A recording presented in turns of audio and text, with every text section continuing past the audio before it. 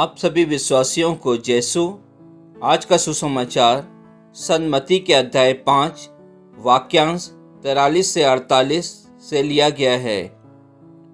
ईसा ने अपने शिष्यों से कहा, तुम लोगों ने सुना है कि कहा गया है, अपने पड़ोसी से प्रेम करो और अपने बैरी से बैर। परंतु मैं तुमसे कहता हूँ, अपने शत्रु से प्रेम करो और जो तुम पर अत्याचार करते हैं उनके लिए प्रार्थना करो। इससे तुम अपने स्वर्ग पिता की संतान बन जाओगे, क्योंकि वह भले और बुरे दोनों पर अपना सूर्य उगाता तथा धर्मी और अधर्मी दोनों पर पानी बरसाता है। यदि तुम उन्हीं से प्रेम करते हो जो तुमसे प्रेम करते हैं, तो पुरस्कार का दावा कैसे कर सकते हो? क्या नाकेदार भी ऐसा नहीं करते? और यदि तुम अपने भाइयों को ही नमस्कार करते हो, तो क्या बड़ा काम करते हो? क्या गैर यहूदी भी ऐसा नहीं करते? इसलिए तुम पूर्ण बनो, जैसे तुम्हारा स्वर्ग पिता पूर्ण है। प्रभु का वचन है। ईश्वर को धन्यवाद। क्रिस्त में प्यारे विश्वासियों, आज के सुसमाचार में प्रभु यीशु मसीह अपने शिष्यों से कहते हैं, जैसा कि पुराने व्यवस्थान में लिखा है कि अपने पड़ोसी से प्रेम करो और अपने बैरी से बैर।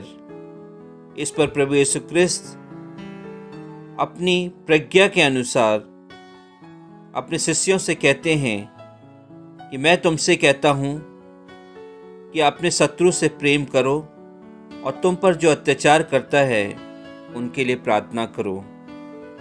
प्रभु यीशु क्रिस्त ने यह क्यों कहा? क्रिस्त में प्यारे भाई और बहनों, आज प्रभु यीशु क्रिस्त हम सभी से यही प्रश्न करते हैं, क्या तुम अपने बैरी से प्रेम करते हो या उससे बैर करते हो? क्या तुम जो तुम्हारे पर अत्याचार करता है उसके लिए प्रार्थना करते हो? शायद हम सभी नहीं करते हैं। प्रिय भाइयों और बहनों, प्रेम हमारे परिवार से आरंभ होता है। यदि हम अपने परिवार के सदस्यों को प्यार करते हैं, तो निश्चय ही हम अपने आस पड़ोस में रहने वालों, अपने समाज में रहने वालों, अपने साथ में काम करने वालों से प्यार कर सकते हैं। निश्चय ही यह एक चुनौती का विषय है कि हम अपने बैरी से कैसे प्यार कर सकते हैं। यदि कोई हम पर अत्याचार करता है, हम उसे कैसे माफ कर सकते हैं? वचन कहता है कि जब हम बपतिस्मा ग्रहण करते हैं, तो उस समय हम पवित्र आत्मा को अपने शरीर में, अपने हृदय में पाते हैं, उनकी शक्ति को पाते हैं। क्रिस्त में प्यारे भाई और बहनों, वही शक्ति को, वही पवित्र आत्मा से हमें प्रार्थना करना है कि जो हम पर अत्याचार करते हैं तो हम उनको माफ कर सकें। जो हमें गाली देते हैं, हम उनके लिए प्रार्थना कर सकें। प्रार्थना करने का तात्पर्य यह नहीं है यदि किसी ने आपको मारा और आप उसके लिए प्रार्थना करें। प्रार्थना करने का तात्पर्य यह है कि आप हर एक दिन उन प्रार्थनाओं को करो जो आपके अत्याचारी हैं, जो आपके शत्रु हैं, जो आपसे बदला लेना चाहते हैं। निश्चय ही अगर आप उनके लिए प्रार्थना करते हैं तो वह भी अपना जीवन बदल देते हैं। हमारे लिए हमारे प्रभु यीशु क्रिस्त ने एक उदाहरण दिया है।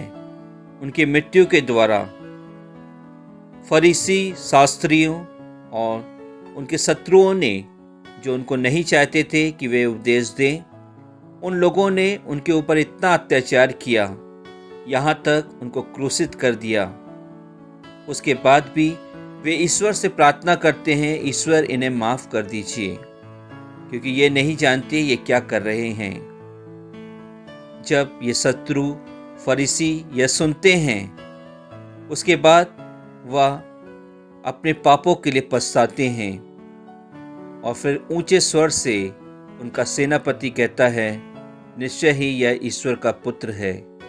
आज प्रभु यीशु क्रिस्त हम सभी से यही कहते हैं, यदि तुम बैरी से प्रेम करते हो, जो तुम पर अत्याचार करता है, उसके लिए अगर प्रार्थना करते हो, तो तुम प्रभु के पिता ईश्वर के संतान बन जाते हो। तो प्रभु यीशु क्रिस्त ने हम सभी को पिता ईश्वर का संतान बनने का एक मौका दिया है। यदि तुम अपने शत्रु से प्यार करते हो, तो निश्चय ही तुम पिता के संतान बन सकते हो। यह हमारे लिए चुनौती है, लेकिन प्रिय भाई और बहनों, हमारे पास ऐसे उदाहरण हैं कि जो हम समझ सकते हैं कि हम अपने शत्रु को प्यार कर सकते हैं। आप जानते हैं पास्टर स्टेन, जिन्होंने उड़ीसा में प्रभु के सुसमाचार का प्रचार करने के लिए वहां गए थे, और सुसमाचार का प्रचार करते करते एक शत्रु दारा सिंह ने उनके पूरे परिवार को जला दिया।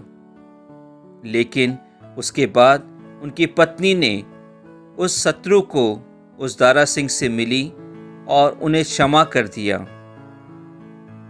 फलस्वरूप यह हुआ कि वह दारा सिंह आज एक प्रचारक बन गया है।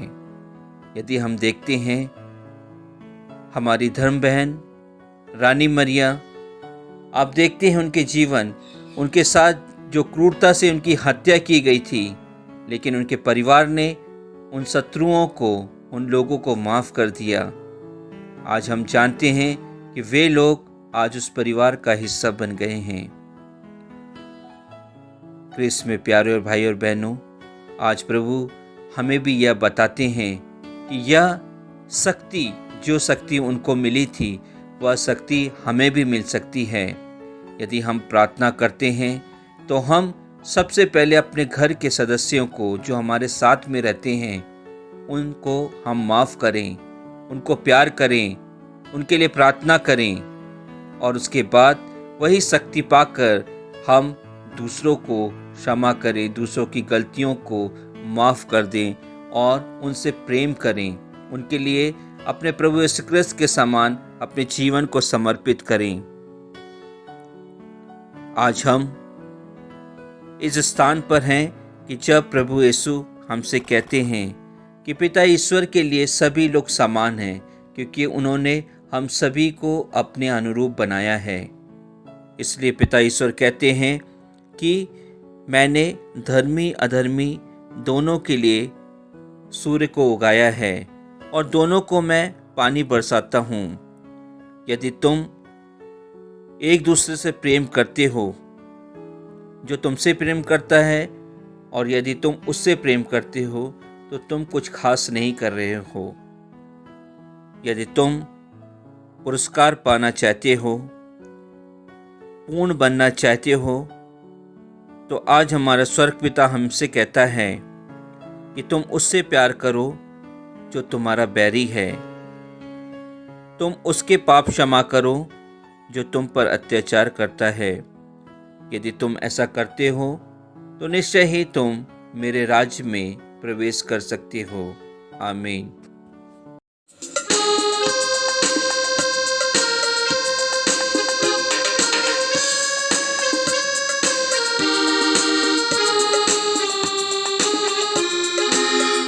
हे मानव सुन जरा, तुझे कोई बुलाता है।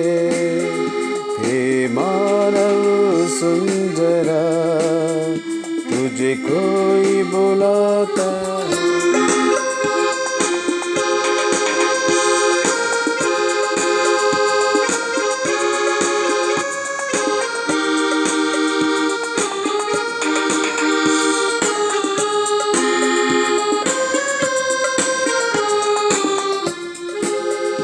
हर दुखों में तू जो है, अंधेरे चारों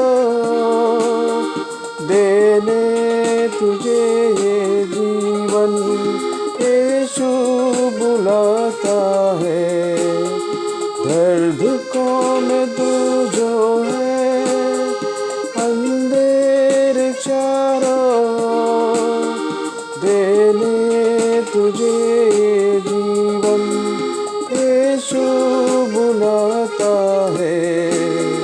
हे मानव सुन जरा, तुझे कोई बुलाता है।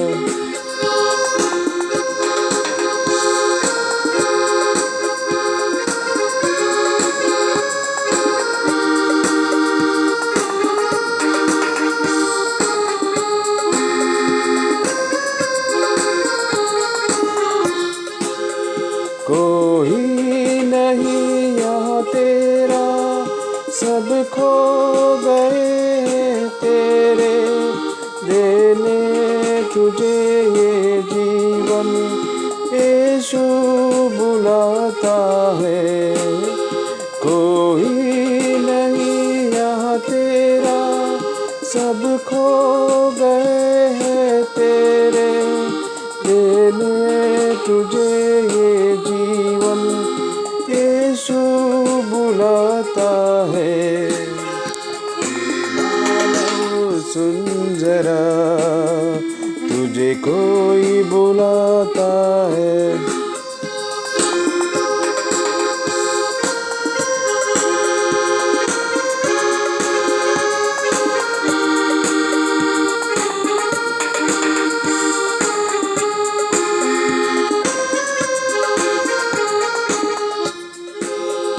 तेरे पथ के कांटों को, नैनों के आंसू को, झोले गुनाहों को यीशु बुलाता है।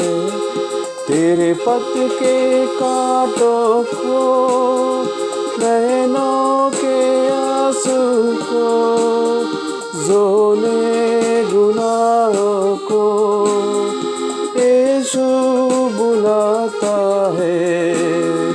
ये मानव सुन जरा, तुझे कोई बुलाता है।